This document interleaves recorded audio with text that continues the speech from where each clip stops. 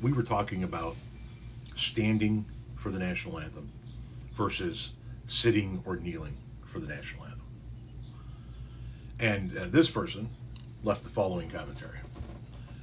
Yes, when you lost family and friends during wartime, yes, it means everything to those whom lost a loved one. I guess English doesn't mean that much to you, though, does it? So your argument is that you've lost somebody in wartime, and therefore you want to see everybody stand for the national anthem. Do I have that correct? That's you've lost somebody in battle, and to you, the ultimate respect can be standing for the national anthem. Now, just for full disclosure, I stand for the national anthem. Not when I'm in my living room and I'm getting ready to watch the Super Bowl. But if I'm at a sporting event or some other type of event and the national anthem gets played, I stand and I participate in the national anthem.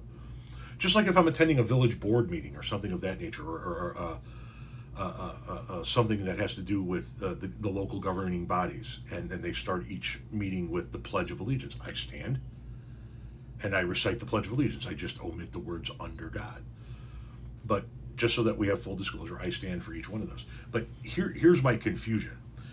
All of this truly stems from Colin Kaepernick, right? And he's not the first nor the only one. He's the most high-profile one that sort of kicked this whole thing off. He was taking a knee during the national anthem before games that he was playing in for the San Francisco 49ers. And folks on the right lost their ever-loving shit, talking about how disrespectful it was.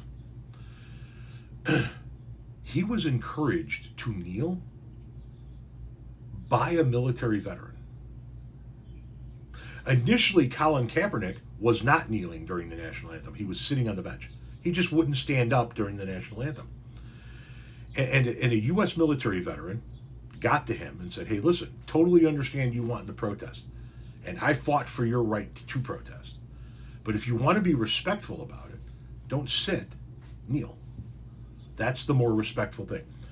People take a knee in respect of the fallen when it comes to fallen military heroes. So take a knee. It's still a way to protest, but it's a more respectful way to protest. So was that military veteran, and I think it might have been a Navy SEAL, was that guy in the wrong for talking to Colin Kaepernick that way, for suggesting that? And the last time I checked, the men and women who put on the uniform and go and fight to defend this country do so that we can have the freedom to choose.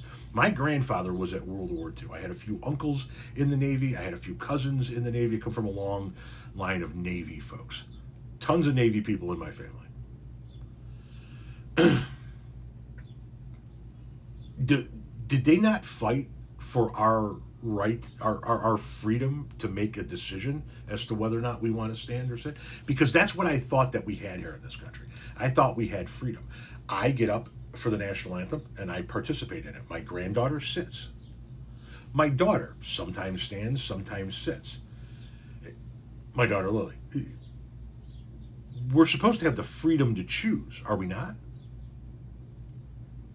See, when you say, and I know you haven't said this, but this is the argument that's coming from this side of the aisle, or this side of the argument, or the conversation, is that when you sit, you're being disrespectful. You must stand.